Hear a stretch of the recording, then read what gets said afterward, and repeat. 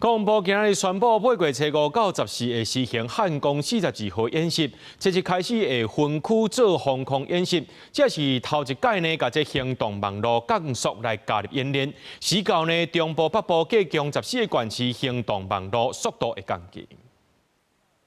面對中國武力的威脅，為着要培養國軍實戰的能力，在今年8月初5到8月14，國防部會實施漢光42號演習。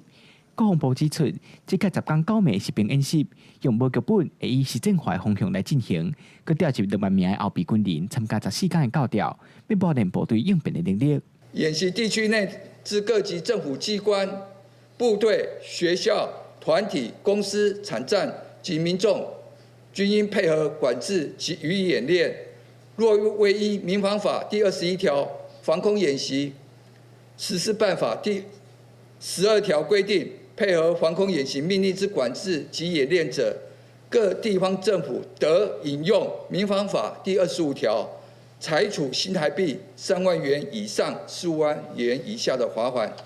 國防部表示，自8月7開始，全國也進行防空演習，應用分區不同時間的方式來進行。8月初7早起的10點到10點半，先按南部開始；中部是8月初10的下晡2點半到3點。因那離島地區甲東部地區分別佇8月11到8月12，攏是下晡的1點半到2點。落尾北部地區是8月13舉行，時間是下晡的2點半到3點。民眾可透過防空避難標示牌、警政服務 APP 防空避難專區，或點選國家級警報簡訊上的連結專區，查詢附近防空避難設施。國防部也提醒，進行防空演習的時，除了會透過各種放送的方式來提醒，手機也賣發布各境的信息。時到若是在外的民眾，都要進入室內，或者是就地找所在位。另外，這個演習也頭改加入大規模的行動網絡降速演練，中部甲北部計共14個縣市行動網絡會受到影響。也強調這是降速，不是斷網，所以電話、簡訊、傳文字都未受到影響。記者桂宗林、王志光台北報道。